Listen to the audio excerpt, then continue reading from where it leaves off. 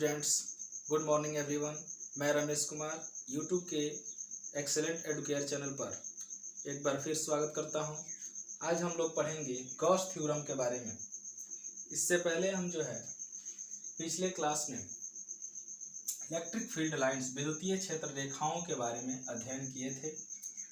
जो स्टूडेंट्स मेरे चैनल पर नए हैं, कृपया रिक्वेस्ट है कि एक बार पिछले लेक्चर को देख ले, ताकि समझने में किसी प्रकार की कोई दिक्कत ना आए। इससे पहले हम लोग कूलॉम्स लॉ भी पढ़े थे। कूलॉम्स लॉ गॉस थ्योरम से प्राप्त कर सकते हैं, इसलिए कूलॉम्स लॉ से ज़्यादा पावरफुल और इम्पोर्टेंट ये थ्योरम है। एग्जाम में भी बार बार क्वेश्चन पूछा जाता रहा है। तो चलिए आइए देखते हैं गॉस थ्योरम। गॉस थ्योरम में गॉस ने क्या कहा है? गॉस थ्योरम में गॉस के अनुसार अगर कोई आवेश किसी गॉसियन सतह से घिरा हो तो गॉसियन सतह से निकलने वाला विद्युतीय फ्लक्स हमेशा घिरे आवेश के 1/ε0 गुना होता है। यानी कि कोई अगर घिरा आवेश किसी सतह से अगर कोई आवेश Q घिरा होगा तो इससे निकलने वाला विद्युतीय फ्लक्स घिरे आवेश के 1/हेक्सा0 गुना होगा, यानी Q/हेक्सा0 गुना। गॉस के अनुसार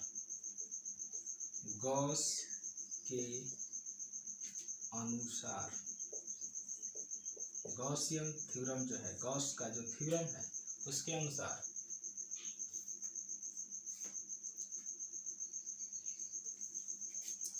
गॉस के अनुसार किसी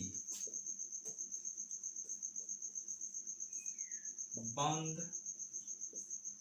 सतह से घिरा आवेश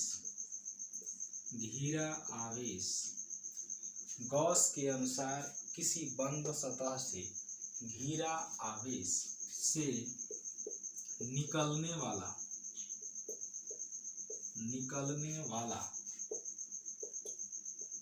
विद्युतीय फ्लक्स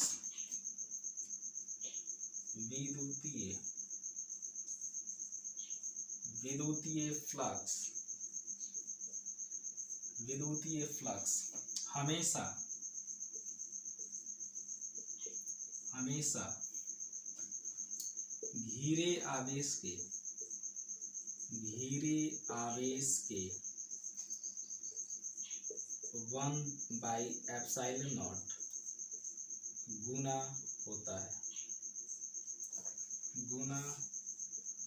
होता है।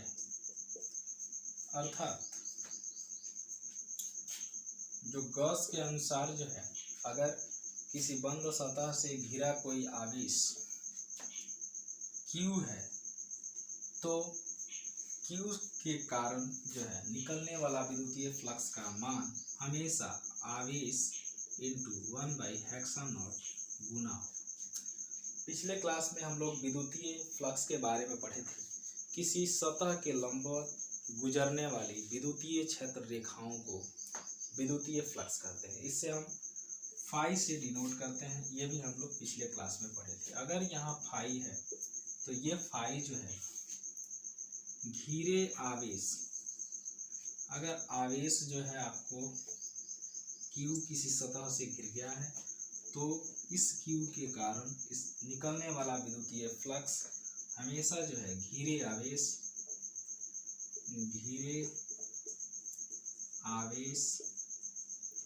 का 1/ε0 गुना होगा। यानी कि जो फाई है विद्युतीय फ्लक्स ये हो जाएगा घिरे आवेश यानी Q/ε0।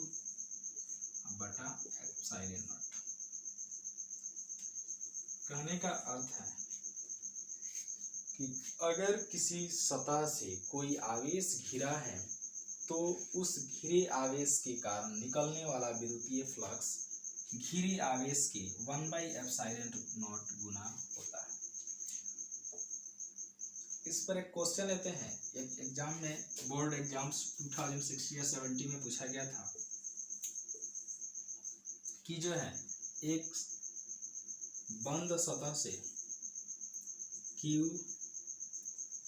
और -2Q आवेश घिरा है, इस सतह से निकलने वाला विद्युतीय फ्लक्स का मान क्या हो। तो यहाँ हम देखेंगे Q जो है विद्युतीय फ्लक्स का वैल्यू किसके बराबर है, Q/हेक्सा नॉट, घिरे आवेश बटा हेक्सा नॉट। यहाँ जो है कुल आवेश अगर निकालते हैं, कुल आवेश, तो यहाँ हो जाएगा Q plus Q minus 2Q, ये 2Q माइनस 2Q ये कट जाएगा, हो जाएगा 0। यानी कि phi is equal to Q/ε0। Phi जो है बराबर Q जो है 0 है, और 0/ε0 जीरो में किसी भी संख्या से डिवाइड करने पर ये 0 ही होता है, तो ये आपका 0 हो जाएगा। यानी कि इस गॉसियन सतह में, चाहे सतह के अंदर जो आवेश घिरा है, उससे निकलने वाला विद्युतीय फ्लक्स का वैल्यू क्या हो जाएगा, क्रम था phi is equal to Q/ε0, जिसमें इसको बोलते हैं विद्युतीय फ्लक्स। विद्युतीय फ्लक्स, इस Q को बोला जाता है आवेश, और जो ε0 है इसको बोला जाता है निर्वात का परावैद्युतांक। इसके बारे में हम लोग पहले भी पढ़ चुके हैं, निर्वात का परावैद्युतांक। साथ ही इस ε0 का वैल्यू भी हम पढ़े थे। इस ε0 का वैल्यू होता है 8.85 इंटू 10⁻⁻12, और जो इसका SI यूनिट होता है वो होता है कूलम्ब स्क्वायर पर न्यूटन मीटर स्क्वायर। ये पिछले क्लास में हम निकाल चुके हैं। ये इसका SI यूनिट और इसका जो है वैल्यू दोनों ही ऑब्जेक्टिव क्वेश्चन के रूप में बार बार एग्जाम में आ चुका है। इसका एक और SI यूनिट होता है फैराड प्रति मीटर। ये जब हम लोग जो है कैपेसिटेंस पढ़ेंगे वहाँ ये आ जाएगा, कैपेसिटी चाहे कैपेसिटेंस जहाँ पढ़ेंगे,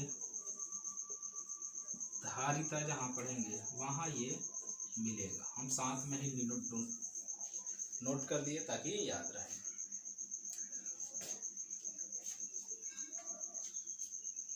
अगला टॉपिक देखते हैं। अगला टॉपिक में है आपको proof of Gauss theorem. Proof कैसे करेंगे गॉस थ्योरम को, ये भी एग्जाम्स में बार बार आता रहा है, कि 5 मार्क्स में बोर्ड एग्जाम्स में आते हैं। चलिए देखते हैं। एक गॉसियन सतह हम ड्रॉ कर लिए S। इस S के अंदर एक बिंदु हम ले लेते हैं O, जहाँ पर आवेश Q है। इससे R दूरी पर एक बिंदु ले लेते हैं P, जहाँ विद्युतीय क्षेत्र E और क्षेत्रफल सदिश A है। बीच का एंगल हम लोग थीटा लेते हैं। एक बार फिर समझ लेते हैं। S एक गॉसियन सतह है जिसके अंदर O बिंदु पर एक आवेश Q है। बिंदु O से R दूरी पर एक बिंदु P है, जहाँ आवेश Q के कारण विद्युतीय क्षेत्र E है, और क्षेत्रफल सदिश से जो आपका विद्युतीय क्षेत्र का बीच का कोण है वो थीटा है। आगे चलते हैं। बिंदु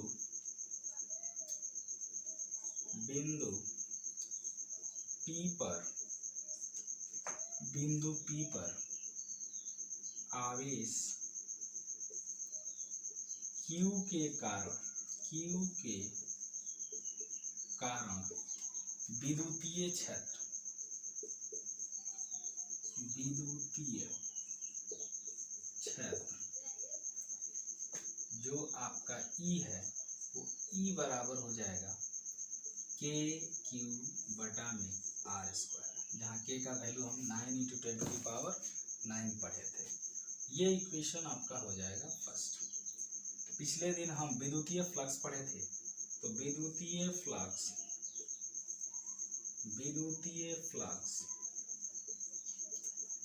की परिभाषा से ये आपका जो फाई है विद्युतीय फ्लक्स वो हो जाएगा ई ए कॉस थीटा। ये इक्वेशन हो गया सही। समीकरण दो में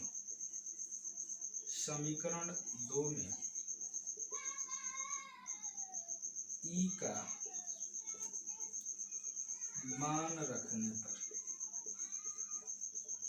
मान जब रखेंगे तो जो हमारा फाई है ये आपका हो जाएगा ई के जगह पर के क्यू बटा आर स्क्वायर, के क्यू बटा r square a cos theta, यानी जो फाई है वो हो गया के क्यू ए कॉस थीटा बटा में are square.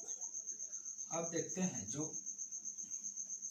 A cos theta बटा आर स्क्वायर है ये आपका हो गया।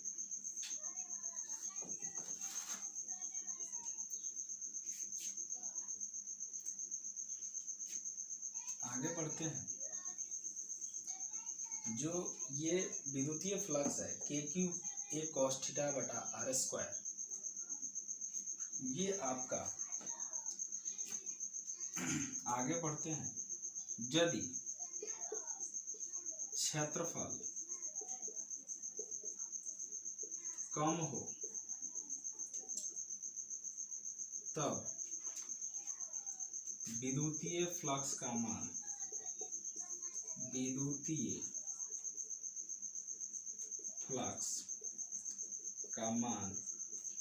कम होगा।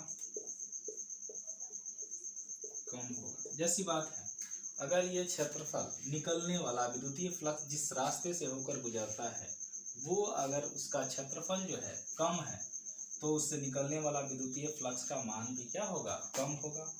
तो हम कम के लिए मैथ के रूप में जो कम को हम दर्शाते हैं उसका नाम है आपका डी, यानी ये डी फाई हो जाएगा। कम विद्युतीय फ्लक्स है यानी डी फाई है। ये डी का अर्थ होता है डिफरेंशियल, इट मीन्स कम। ये छोटा विद्युतीय फ्लक्स है। अगर ये छोटा विद्युतीय फ्लक्स है तो क्षेत्रफल भी जैसी बात है कि क्या होगा, छोटा होगा।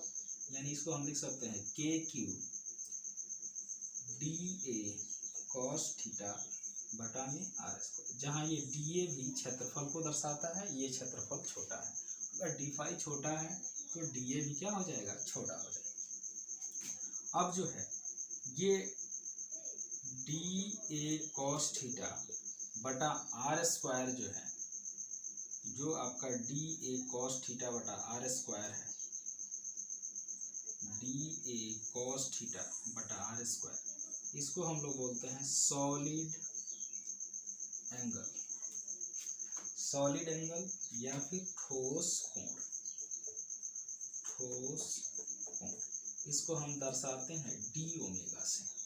इसे किससे दर्शाते हैं, डी ओमेगा से। इट मीन्स जो डी फाई है वो हो गया के क्यू डी ओमेगा। दोनों तरफ इस डी को हटाने के लिए समाकलन करते हैं, दोनों तरफ समाकलन करने पर ये समाकलन का साइन है, इसे हम समाकलन बोलते हैं। ये हो जाएगा K Q D omega. D phi का इंटीग्रेशन करेंगे तो ये हमारा हो जाएगा फाई, और के क्यू कांस्टेंट है, के कांस्टेंट है, क्यू आवेश कांस्टेंट है, अचर है। तो समाकलन में इंटीग्रेशन हमेशा बाहर चला जाता है, जो कांस्टेंट होता है वो बाहर जाता है। डी ओमेगा फाई के क्यू डी ओमेगा का इंटीग्रेशन 4 पाई होता है। आगे बढ़ेंगे तो के का वैल्यू हम पढ़ चुके हैं 1/4 pi epsilon not Q into 4 पाई। 4 पाई से 4 पाई कट गए, यानी फाई बराबर क्यू बाई एप्सिलॉन नॉट। ये है प्रूफ। इससे इजी प्रूफ आपको किसी भी चैनल पर नहीं मिलेगा।